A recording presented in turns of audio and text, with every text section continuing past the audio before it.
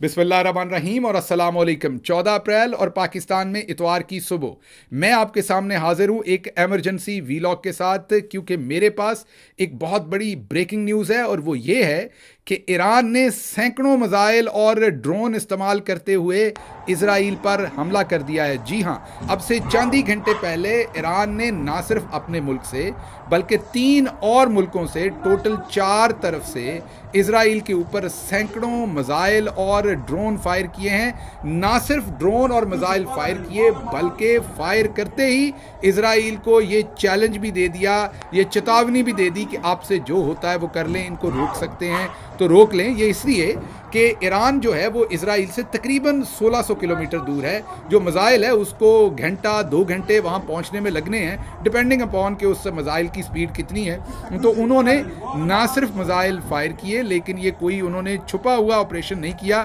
Fire करते ही उन्होंने पूरी दुनिया को बताया और एक स्टेटमेंट जारी की कि ये हम रिटेलिएशन में कर रहे हैं। रिटेलिएशन उस हमले की जो इजराइल ने ईरान के सफारत खाने पर की थी।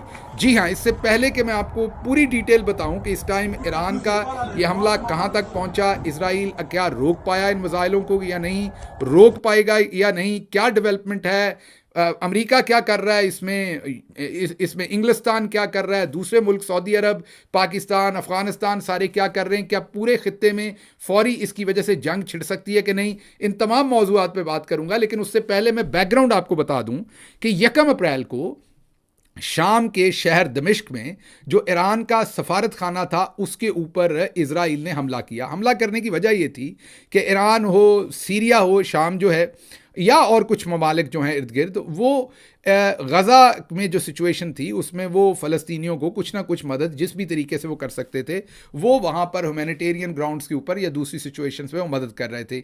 इस चीज़ का गुस्सा था इजराइल को और इस चीज़ से इन मुल्कों को बाज रखने के लिए उन्होंने फैसला किया कि वो ईरान के सफारत खाने पर हमला करेंगे।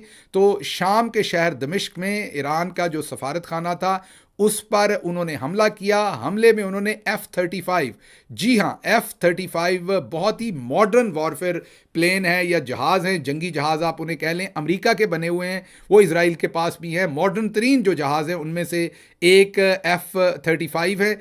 उनके साथ हमला किया, उससे 6 मिसाइल फायर किए गए जिससे ईरान का जो पूरे का पूरा सफारत खाना था वो ज़मीन बोस हो गया, तबाही हो गई। वहाँ पर 13 अफराद हलाक हुए, उनमें से 7 शामी शहरी थे और 6 ईरानी शहरी थे। लेकिन यहाँ पर बहुत इंटरेस्टिंग एक फैक्ट है कि वो जो 6 ईरानी सिटीज़न थे उनमें 2 बहुत सीनियर जनरल्स थे और जनरल्स भी वो IRGC जो उनकी सुपीरियर प्रीमियर उनकी फोर्स है, एलीट फोर्स उसे वो कहते हैं, रेवोल्यूशनरी गार्ड के नाम से भी वो जानी जाती है, उसके 2 जनरल से मीन टॉप जनरल्स को जब सफारत खाना किसी भी मुल्क का जो दूसरे मुल्क में होता है, मसलन अगर हिंदुस्तान का सफारत खाना इस टाइम जो इस्लामाबाद में है, वो भले वो इस्लामाबाद में, लेकिन वो इंटरनेशनल कवानीन के तहत वो हिंदुस्तान की टेरिटरी समझा जाएगा। इसी तरीके से नई दिल्ली में जो पाकिस्तान का सफारत खाना है वो है तो नई दिल्ली में, लेकिन उसकी जो टेरिटरी है वो पाकिस्तान की टेरिटरी समझी जाएगी। ये पूरी दुनिया के सफारती नॉर्म्स हैं।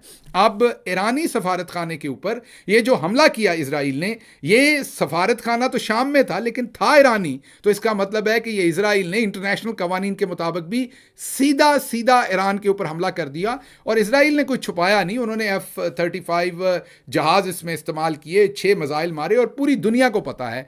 तो ईरान ने उसी दिन ऐलान किया कि हम इसका बदला लेंगे, क्योंकि ईरान ने बहुत स्मार्ट खेला। उन्होंने साइट किया अक़वाम मुत्तहिदा के चार्टर को, क्योंकि अक़वाम मुत्तहिदा का चार्टर ये कहता है, अक़वाम मुत्तहिदा का इजराइल भी मेंबर है और ईरान भी मेंबर है। अक़वाम मुत्तहिदा का चार्टर ये कहता है कि अगर कोई मुल्क किसी मुल्क के ऊपर जारहियत करता है, अनप्रोवोक्ड वॉर शुरू करता है, तो उस मुल्क के पास रिटेलिएट करने का भरपूर जवाब, ऑप्शन और हक मौजूद है और वो रिटेलिएट कर सकता है। तो ईरान ने बहुत ही ड्रामाई अंदाज में कह लें और इंटेलिजेंटली उस यूएन की सेक्शन को इस्तेमाल किया और ये कहा कि क्योंकि चार्टर हमें ये इजाज़त देता है, हमारी सरजमीन पर हमारी एम्बेसी पर हमला हुआ, हमारे 2 जनरल्स समेत हमारे 4 और दूसरे शहरियों को हलाक किया गया, हमने रिटेलिएट करना है। और उसी दिन उन्होंने ऐलान किया कि हम इजराइल से अपना बदला लेंगे। बहरहाल अमेरिका ने इसके अंदर वार्न किया कि आप ये बदला ना लें, आप ये हमला ना करें, हम इजराइल के साथ खड़े होंगे। लेकिन आपको पता है कि ईरान आल्दो के बहुत मुश्किल हालात में है, सैंक्शंस लगी हुई हैं, बड़े मुद्दतों से वो इन सारी सैंक्शंस का मुकाबला कर रहा है, लेकिन ईरान ने बहुत ही भरपूर तरीके से ये जंग लड़ी है उस सारे खित्ते में। मसलन मैं आपको 2-3 चीज़ें बता देता हूँ। एक तो जैसे पाकिस्तान के पास फ़ौज है, हिंदुस्तान के पास फ़ौज है, इसी तरीके से ईरान के पास भी एक काफ़ी बड़ी फ़ौज है, उनकी रेगुलर फ़ौज, जिसके अंदर एयरफोर्स भी है, जिसके अंदर उनकी नेवी भी है, उनकी जो बर्री फ़ौज है वो भी है, ज़मीनी फ़ौज जिसे अमेरिका में गालिबन मरीन्स कहते हैं, वो फ़ौज भी उनके पास है। लेकिन on top of that in तमाम जो उनको चैलेंजेस हैं उनको देखते हुए उन्होंने एक एलीट फोर्स बनाई, एक प्रीमियर फ़ौज बनाई जिसका नाम है IRGC, जिसे उर्फ़े आम में रेवोल्यूशनरी गार्ड्स कह दिया जाता है। इसकी तादाद 1 लाख है। लेकिन यहां पर यह इंपॉर्टेंट बात है कि जो रिजर्व कह लें आप इनकी फोर्स या कोई और नाम उसे दे लें, वो 20 लाख लोग हैं, 2 मिलियन लोग हैं। 20 लाख लोग ऐसे हैं जो इनकी रिजर्व फोर्स पे, मीन नौजवान जो ईरान के हैं, जिनको इन्होंने भरपूर ट्रेनिंग करवाई हुई है, वो कोई इंजीनियर है, कोई टीचर है, कोई वकील है, वो अपने काम कर रहा है, लेकिन वो 20 लाख लोग किसी भी टाइम इनकी एक कॉल के ऊपर आ सकते हैं। लेकिन यही नहीं, इन्होंने इससे भी आगे एक स्मार्ट काम किया है और वो इन्होंने ये किया है कि जो इजराइल के इर्द गिर्द के जितने भी ममालिक हैं और ये पूरा जो खिता है उसके अंदर भी इन्होंने 2 से 3 लाख लोग जो हैं, ये एक मुहतात अंदाजा है कि 2 से 3 लाख, कम भी हो सकते हैं, लेकिन ये एक अंदाजा है, एनालिसिस है कि 2 से 3 लाख लोगों को इन्होंने ट्रेनिंग दे रखी है, भर्ती कर रखा है, वो इनके बिहाफ पर उन मुल्कों के अंदर हैं और ज़रूरत पड़ने पर हथियार उठाकर इनके लिए वो वहाँ से जंग कर सकते हैं, इनके लिए वो कूद सकते हैं, इनके अहकामात मानेंगे। तो अगर ईरान की पूरी फौज को इकट्ठा करें, वो 20 लाख रिजर्व, 1 लाख की एलीट और उनकी रेगुलर फौज, तो ये 25 से 30 लाख की फौज बनती है ईरान की। और उसके अलावा आप ज़हन में रखिए कि शाम बहुत ही क्लोजली निटेड है जो है वो ईरान के साथ। ईरान पर हमला एक किस्म का शाम ने अपने ऊपर हमला समझना है और इसी वजह से, ईरान के असर रसूख की वजह से, इजराइल जो है वो बड़ी मुद्दत से वहाँ पर बशार अल असद की हुकूमत को हटाना चाहता है, क्योंकि वो ईरान का बहुत ही तगड़ा हामी है। और इस वजह से, इसी तरीके से अगर आप देखें तो लेबनान में हिजबुल्लाह जो है वो ईरान के साथ उनके बहुत ही करीबी उनके ताल्लुकात हैं, बहुत करीबी उनके रिलेशनशिप्स हैं। तो एक तरफ सीरिया हो गया, एक तरफ हिजबुल्लाह हो गया, मीन लेबनान के 2 हिस्से हैं, एक में हिजबुल्लाह के पास पावर है, एक में दूसरी गवर्नमेंट के पास है। तो जो हिजबुल्लाह वाला हिस्सा है उसमें ईरान का उतना ही असर रसूख समझ लें जितना ईरान के अंदर है। उसके साथ साथ अगर आप देखें तो यमन में भी इस टाइम आपको पता है कि ईरान का उतना ही असर रसूख समझें जितना उनका सीरिया में है या लेबनान में है। तो यमन और फिर उसके साथ साथ इराक में आल्दो के इस टाइम हुकूमत जो है वो अमेरिका की मर्जी से आई थी, शिया गवर्नमेंट है वहां पर, आधी वो ईरान की तरफ है और आधी अमेरिका के ज़ेरे असर है। तो वहाँ पे भी इराक के अंदर भी ईरान की भरपूर जो है वो रिप्रेजेंटेशन मौजूद है। तो आज ये जो मिसाइल फायर हुए हैं, वो जो 1 अप्रैल को सफारत खाने के ऊपर हमला किया था, उसका आज ईरान ने बदला लिया है। और आज जो सैकड़ों की तादाद में, कोई 200 मिसाइल कहता है, कोई 100 कहता है, कोई 300 कहता है, अभी हतमी नंबर नहीं है। तो ईरान ने आज जो मिसाइल फायर किए हैं उसमें सबसे इंटरेस्टिंग बात जिसने पूरी दुनिया को चौंका दिया है, अमेरिका समेत, जिसने इजराइल समेत सबको चौंका दिया, वो ये है कि ये मिसाइल सिर्फ ईरान से नहीं आए, ये मिसाइल इराक से भी आए हैं, ये मिसाइल सीरिया से भी आए हैं, शाम जिसको कहते हैं, ये मिसाइल लेबनान से भी आए हैं और ये मिसाइल जो हैं वो यमन से भी आए हैं, जो वहाँ पर हुसी हैं, उन्होंने जो अक्सर सऊदी अरबिया के ऊपर भी मिसाइल फेंकते रहते हैं, उन्होंने वहाँ से भी मिसाइल हमला किया। मतलब चारों तरफ से अगर आप ये देखें तो ये तकरीबन चारों तरफ से इजराइल के ऊपर ये मिसाइल जो हैं वो वहाँ से आते हैं और वहाँ से वो ये इजराइल के ऊपर आज हमलावर हुए। अब आते हैं कि ये, मैंने इसका बैकग्राउंड तो दे दिया कि आज क्या हुआ। आज ये हुआ कि जब उन्होंने ये मिसाइल फायर किए तो उसके बाद उन्होंने बजाय इसको खुफिया रखने की, उन्होंने पूरी दुनिया में ऐलान कर दिया और एक प्रेस रिलीज जारी कर दी, जिसमें उन्होंने कहा कि हमने ये हमला किया और वजह बताई। उन्होंने कहा जो 1 अप्रैल को हम पे हमला हुआ था, हमने उसका बदला लिया है, ये हमने मिसाइल भेज दिए हैं और अगर अब इजराइल बंदे का पुत्र बनेगा, ये हमने रिटेलिएशन की है। इसके बाद अगर तो इजराइल चुप कर गया क्योंकि उन्होंने हम पे हमला किया, हमने जवाब दे दिया, अब ये रिटेलिएशन हो गई। अब अगर इजराइल चुप कर जाता है तो ये मैटर यहीं क्लोज हो गया। लेकिन अगर इजराइल जो है वो इसके बाद हम पे फिर हमला करता है तो हम वापस उस पर फिर हमला करेंगे। इससे पहले, अब से चंद दिन पहले, वो ओमान के थ्रू और स्विट्जरलैंड की एम्बेसी के थ्रू और डायरेक्टली भी वो अमेरिका को बावर करवा चुके हैं कि ये अब इजराइल ने हम पे हमला किया, हमने रिटेलिएट करना है, या हम दोनों का मामला है, आप इसमें से बाहर रहें। अब दोबारा उन्होंने जो स्टेटमेंट जारी किया उसमें सबको उन्होंने ये कहा है कि अगर किसी ने भी हमारे खिलाफ एयर स्पेस दी या हमारे खिलाफ हमले में इस्तेमाल हुआ कोई भी हमारा नेबरिंग कंट्री, तो हम यही समझेंगे कि उसने हम पर जंग डिक्लेयर की है, तो फिर हम उसके खिलाफ उसी तरीके से लड़ेंगे जैसे कोई हमारे खिलाफ जंग डिक्लेयर करेगा। ईरान ने ये कहा, और साथ साथ उन्होंने अमेरिका को भी कहा कि आपने किसी सूरत इसमें नहीं आना, ये हमारा और इजराइल का है, एंड दिस इशू सेटल्ड। उन्होंने हमला किया, हमने कर दिया, अब अगर आगे वो खामोश रहता है तो हम आगे कुछ नहीं करने वाले।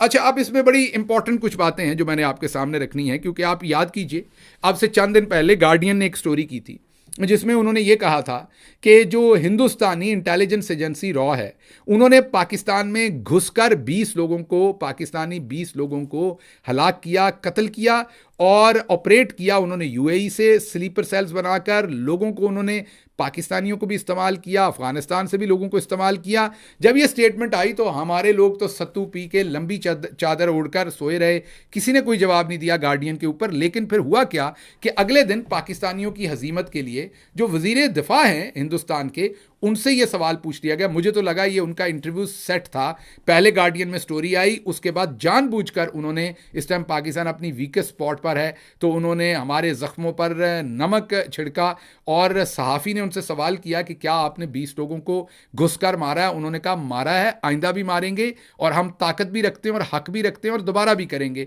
इसके जवाब में भी पाकिस्तान ने कोई खास स्टेटमेंट नहीं दी। फॉरेन ऑफिस ने वही एक लगी लिपटी सी इब के मार वाली बात की और वो स्टेटमेंट दे दी। एक ये रिस्पॉन्स पाकिस्तान का था, हालांकि यहां पर भी पाकिस्तान के बारे में हिंदुस्तान ने वाजे कह दिया।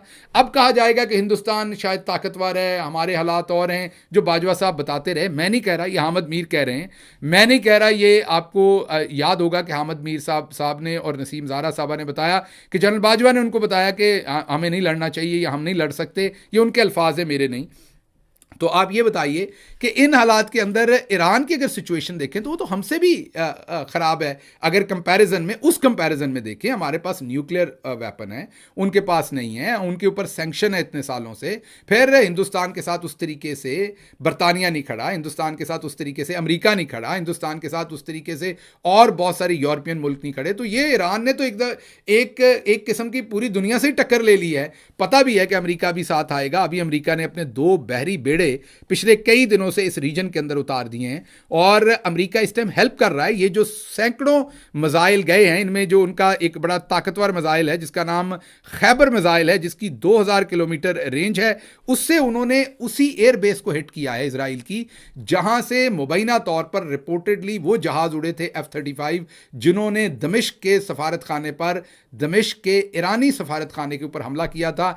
बदला लेने के लिए उन्होंने एक तो ये रामोन का एयरबेस है उस पर हमला किया और एक और एयरबेस है उसके ऊपर, 2 एयरबेसेस के ऊपर ईरान ने हमला किया। और कहा यह जा रहा है कि उन एयरबेसेस के ऊपर, यह इजराइल ने खुद भी एडमिट किया है, यह नहीं कि सिर्फ ईरान कह रहा है, इजराइल की फौज ने खुद एडमिट किया है कि उन बेसिस के ऊपर मिसाइल जो हैं वो आकर गिरे हैं, हिट किया है। और ये उन्होंने कहा कि माइनर नुकसान हुआ है। ये जाहिर है इजराइल कह रहा है, लेकिन अगर मिसाइल लगे हैं और ये खैबर जैसा मिसाइल लगा है जिसकी 2000 किलोमीटर रेंज है, तो ज़रूर एक भारी भरकम किस्म का वहाँ पर जो है वो नुकसान हुआ होगा। अभी तक जो कहा जा रहा है, ये डेवलपिंग स्टोरी है कि 4 कंफर्म्ड हिट्स हैं, लेकिन ईरान क्लेम कर रहा है कि नहीं 7 कंफर्म्ड हिट्स हैं। और ये अब से आधा घंटा पहले की स्टोरी है, जब मैं आपसे बात कर रहा हूं तो तब भी मिसाइल आ रहे हैं, क्योंकि ये मिसाइल जो है उनको टाइम लगता है एक मुल्क से दूसरे मुल्क में पहुंचने में। आप जहाज की तरह समझें, उससे स्पीड जाहिर है उसकी थोड़ी ज़्यादा होगी, लेकिन जैसे जहाज उड़ के आता है वैसे ही मिसाइल आ रहा है। तो वो छोड़े हुए उन्होंने, और फिर उन्होंने फेजेस में छोड़े हैं, क्योंकि आप सबको पता है कि इजराइल का सबसे बड़ा उनका जो हथियार है वो उनका जो आयरन डोम जिसे वो कहते हैं, वो है क्या, वो एक ऐसा सिस्टम है डिफेंस का कि कोई भी मुल्क अगर मिसाइल फेंकता है इसराइल के ऊपर तो वो जो डोम है वो वापस मिसाइल फेंकता है उस मिसाइल के ऊपर और हवा में ही उस मिसाइल को जो है वो तबाह कर देता है, ज़मीन पे नहीं गिरने देता। और उनका वो जो हथियार है, जो डिफेंस सिस्टम है, मिसाइल डिफेंस सिस्टम, यही उनका सबसे ताकतवर हथियार है। दूसरी तरफ ईरान का जो सबसे ताकतवर हथियार है वो उनके मिसाइल हैं। उन्होंने, क्योंकि उन पर सैंक्शन थी, न्यूक्लियर वेपन उनके पास है नहीं या बना नहीं सके, इसलिए उन्होंने मिसाइल टेक्नोलॉजी के अंदर बहुत ही ज़्यादा, उनको मेरे ख्याल में रशिया ने हेल्प किया होगा।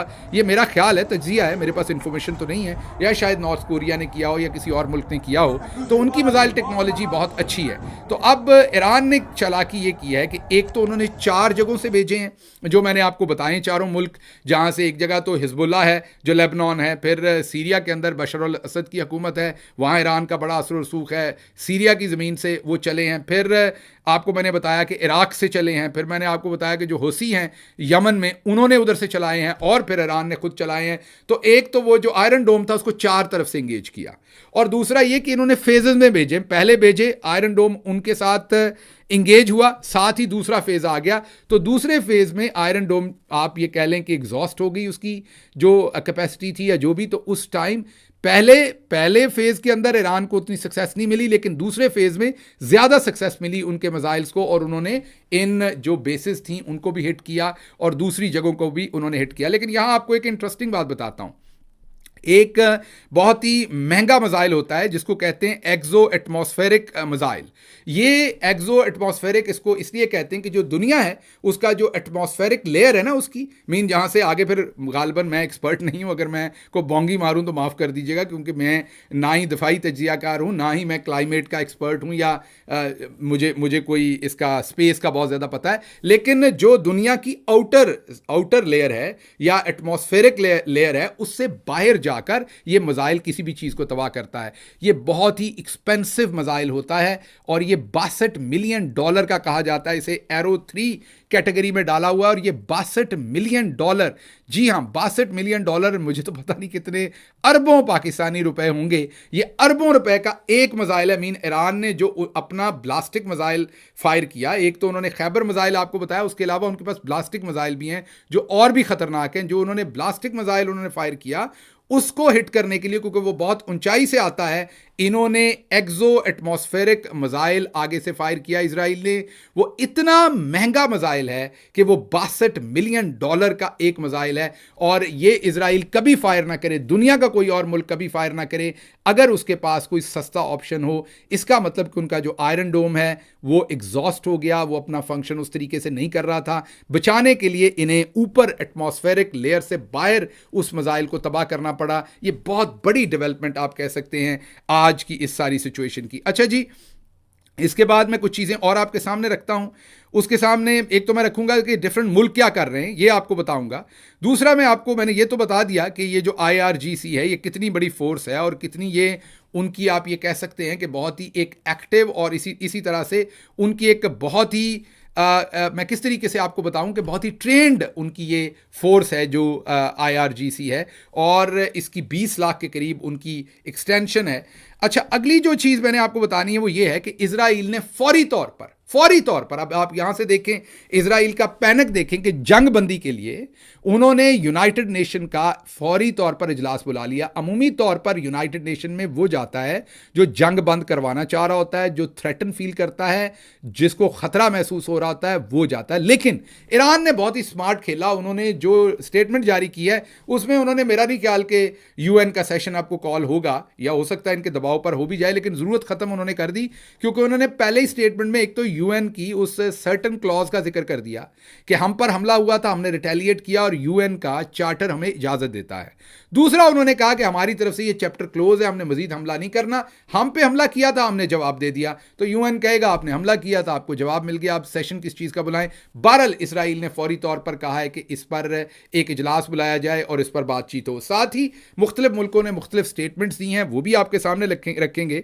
लेकिन कुछ चीजें आपके सामने रखूं जो एक्सपर्ट्स हैं, जैसे मैंने कहा हम तो वेपन्स के एक्सपर्ट नहीं हैं। जैसे हमारे सामने एक एक्सपर्ट हैं जिन्होंने ये बताया है कि ये जो फुटेज है ये दिखा रही है कि कैसे एक्सो एटमॉस्फेरिक जो इंटरसेप्शन है, मीन जो उधर से ब्लास्टिक मिसाइल था उसको जो एक्सो एटमॉस्फेरिक इधर से फायर किया गया, जिसको अर्थ के एटमॉस्फेरिक लेयर से बाहर जाकर, मीन खला की तरफ जाके, मैं ये नहीं कह रहा खला में, क्योंकि आप बाद में मेरा मजाक उड़ाएंगे, जिनको ये सारा पता है, मुझे एक्सप्लेन नहीं करना आ रहा कि ये बहुत ही ऊंचाई पे जाकर, जहां पर आम जहाज आम चीजें नहीं जाती, उससे बाहर जाकर उसने उसको हिट किया। और उसकी जो जो जो आप ये कह लें कि जो एक्सपर्ट्स हैं वो बता रहे हैं कि ये बहुत डेस्परेट मूव है, ये परेशानी के आलम में इजराइल की तरफ से ये $62 मिलियन का मिसाइल फेंका गया है। अब आप ये भी सोच रहे होंगे कि मिसाइल सारे तो ज़्यादातर उनके जो उनका डोम था, जो मिसाइल कंट्रोल सिस्टम है या डिफेंस सिस्टम है, आयरन डोम है, उसने सारे इंटरसेप्ट कर लिए, कुछ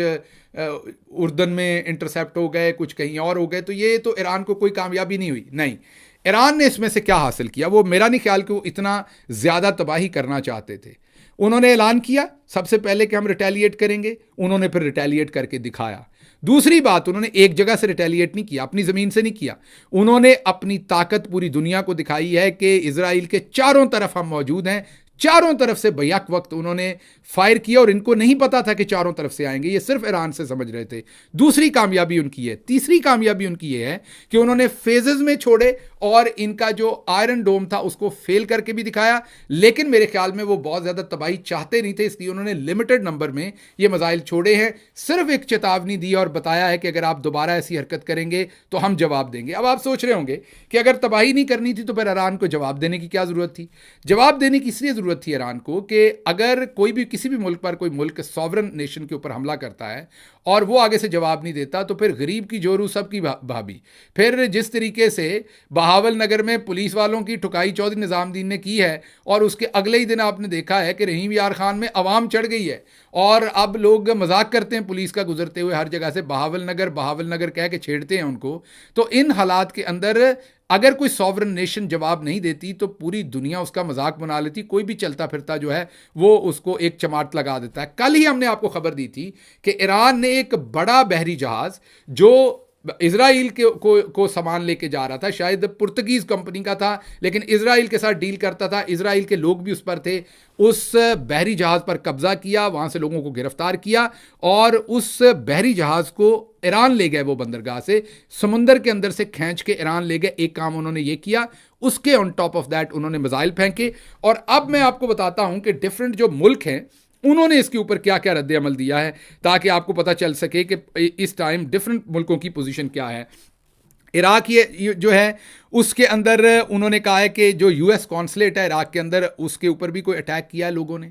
मैंने जैसे आपको बताया कि वहाँ शिया पॉपुलेशन बहुत ज़्यादा है, और ईरान के साथ उनकी एक मजहबी लगाव भी है। एक वो समझते हैं कि ईरान जो है वो उनकी स्टेट है, इवन वो दूसरे मुल्कों में भी रह रहे हैं, तो वो शिया स्टेट जो है वो ईरान को समझते हैं और अपने आप को रिलेट करते हैं ईरान के साथ, इसलिए वहाँ पर भी ये हो रहा है। फिर यूके ने कहा है कि ये जो है ये गैर जिम्मेदाराना रेकलेस किस्म का अटैक है, ईरान पर तनकीद की है और कहा है कि इजराइल के साथ खड़े होंगे। यूएस ने अभी तक कोई स्टेटमेंट नहीं दी, लेकिन यूएस की तरफ से वाज़ेह स्टांस है कि इजराइल पर हमला, यूएस पर हमला तसव्वुर होगा, और अमेरिका जो है वो हर सूरत इजराइल का दफा करेगा और उसके साथ जाकर खड़ा होगा। नेतन्याहू और प्रेसिडेंट बाइडन की टेलीफोन कॉल हुई है, जो अब से थोड़ी देर पहले खत्म हुई है। स्टेटमेंट कोई हमारे सामने नहीं आई, जैसे ही आएगी तो आपको बताएंगे। जॉर्डन ने ईरान के खिलाफ इजराइल की मदद की है। जॉर्डन मीन उन्होंने ये किया है कि उन्होंने इंटरसेप्ट किए ईरानी जो मिसाइल हैं उनको, मीन इजराइल की मदद की है और ईरान के मिसाइल वहाँ इंटरसेप्ट करके आपको बता रहा हूँ कि सीरिया ने जो एयर स्पेस है, एयर डिफेंस सिस्टम है, उसको सीरिया ने अपने एयर डिफेंस सिस्टम को बंद कर दिया, क्योंकि सीरिया के पास भी एक एयर डिफेंस सिस्टम है जो मिसाइल्स को इंटरसेप्ट कर सकता है। अब सीरिया के ऊपर से क्योंकि मिसाइल गुजर के जाने थे, सीरिया के अंदर से भी मिसाइल जा रहे हैं ईरान के, तो उन्होंने ईरान को हेल्प करने के लिए अपने मिसाइल सिस्टम को बंद कर दिया। एयर स्पेस भी हम आपको यहां दिखा रहे हैं, ये एयर स्पेस है पूरे उस इलाके की। अगर आप देखें तो आपको नजर आ रहा होगा कि जहाज हर तरफ है, क्योंकि राउट जो है वो चेंज हो गए जहाजों के, इसलिए रश भी आपको ज्यादा नजर आ रहा है। ये जो आपको पिक्चर दिखा रहे हैं अब से थोड़ी देर पहले की है, और ये वो जहाज़ हैं जिनमें आप और हम बैठ के सफ़र करते हैं, ये पैसेंजर एयरक्राफ्ट्स हैं। और आप अगर देखें तो ये जो सारा इलाका है जिसमें इराक आता है, ईरान का सारा हिस्सा, सीरिया, लेबनान, इस इजराइल, इस सारे इलाके के ऊपर कोई जहाज़ आपको नज़र नहीं आ रहा, क्योंकि एयर स्पेस ज़्यादातर इलाकों की बंद हो गई है, क्योंकि मिसाइल हिट कर सकता है किसी भी जहाज़ को, तो एयर स्पेस वहाँ से बंद होगी और जहाज़ उस सिमत नहीं जा रहे, तो एयर स्पेस वहाँ की क्लोज है। तो ये एक और डिजास्टर भी खड़ा होगा। एक तो तेल की कीमतें बढ़ेंगी फौरी तौर पर, क्योंकि ये सारा रीजन तेल का है, और फिर इसी रीजन में से सारी हिंदुस्तान, जापान, ऑस्ट्रेलिया, आगे पीछे सारी ट्रांसपोर्टेशन होती है सी के थ्रू, वो भी इंटरप्ट होगी, हवाई सफ़र भी इंटरप्ट होगा, तेल की कीमतें भी इंटरप्ट होंगी, और अगर बड़ी जंग लग गई तो आपके सामने मामला जो हैं वो ख़राब हो जाएंगे। अच्छा जी, अगली मैंने आपको बतानी है लेबनान, हिजबुल्लाह, उन्होंने तो ईरान की सपोर्ट किया, उन्होंने तो मिसाइल फायर किए हैं इजराइल के ऊपर ईरान के साथ मिलकर। सऊदी अरेबिया ने सबको कहा है कि भाई जंग ना करो, अमन और शांति से रहो, हम भी शांति से रहना चाहते हैं, आप भी शांति से रहें। और इजराइल ने डोंट डिस्टर्ब का बोर्ड लगा, अपना सऊदी अरब ने डोंट डिस्टर्ब का बोर्ड लगाया कि सारे खामोश रहें, कोई लड़ाई ना करे, चुप करके बैठ जाएं, ये उन्होंने स्टेटमेंट दिया। तालिबान ने कहा है कि हम ईरान की जो ईरान की फतह होगी, ईरान की विक्ट्री के लिए हम दुआगो हैं, ये तालिबान ने कहा है। जर्मनी ने कहा है कि अटैक जो इजराइल की टेरिटरी के ऊपर है वो अनजस्टिफाइड है, जाहिर है उन्होंने भी इजराइल का ही साथ दिया है इसमें। अभी अभी मुझे डेवलपिंग हमारी टीम ने मुझे बताया, वाइल मैं आपसे बात कर रहा हूँ, इसलिए मैंने थोड़ी देर पॉज भी लिया था एक, और उसमें मुझे ये बताया गया है कि नेतन्याहू और बाइडन की जो मुलाकात फ़ोन के ऊपर बात हुई है, उसमें सदर बाइडन ने उन्हें ये कहा है कि आप रिस्ट्रेन का मुजाहरा करें, अब खामोश रहें, मज़ीद हमला ना करें, बेहतर है, क्योंकि उन्होंने, ईरान ने ऐलान कर दिया कि आपने हमला किया था, हमने आपको भरपूर जवाब दिया, अब स्टोरी क्लोज है। तो नेतन्याहू, अपना बाइडन साहब ने यह कहा है कि अब आप इस कहानी को यहीं रोक दें, मज़ीद ना बढ़ाएं। लेकिन नेतन्याहू जो है वो खासे क्रेजी हैं, आपको पता ही है। अब देखते हैं वो इनकी बात सुनते हैं कि नहीं सुनते। हम इस सारी बात के ऊपर बात करेंगे। अच्छा, एक इनकी और एयरबेस है और उसका नाम है नेवेटिम। एक तो मैंने पहले आपको एयरबेस बता दी है, और एक जो है इनकी वो रामन एयरबेस थी, और एक इनकी एयरबेस है नेवेटिम।